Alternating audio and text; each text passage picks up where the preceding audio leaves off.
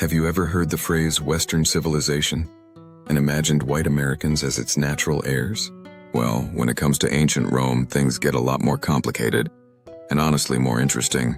Let's look at who the Romans actually were and who today is closer to them, not just in culture, but in blood. Ancient Romans came from Italy, part of the Mediterranean world. They were deeply connected to places like Spain, Greece, North Africa, and the Middle East. Their empire stretched across southern Europe and into northern Africa and the Levant. These regions traded, intermarried, shared languages, and influenced one another for centuries. Now, let's talk about white Anglo-Saxon Protestants, or WASPs, the group that shaped a lot of American identity. They mostly descend from English, Scottish, Dutch, and German people. These are Northwestern Europeans.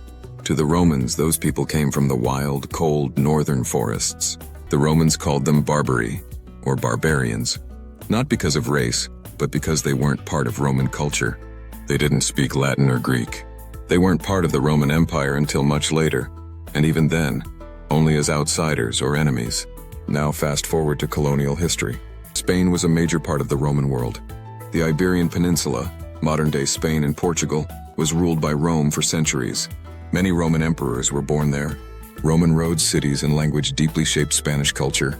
So when Spanish colonizers came to the Americas, they brought not just their own genes, but a legacy soaked in Roman ancestry. Today, the average Mexican mestizo has a mix of indigenous American and European ancestry, usually around 30 to 50% European, most of it Spanish.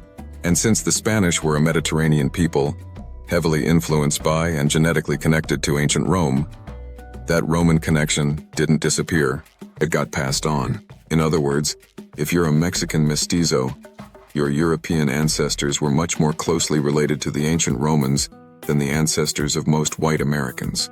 Genetically and culturally, you're part of that Mediterranean legacy. Meanwhile, the Anglo-American world, England, Scotland, Germany, those are regions the Romans often considered outside of civilization, places of cold weather, strange languages, and tribes that lived far from the roads and cities of Rome. So who's closer to the Roman world? A Mexican with Spanish ancestry, or a white American with Anglo or German roots? What do you think? Leave a comment. The Mediterranean never really left. Maybe they just moved.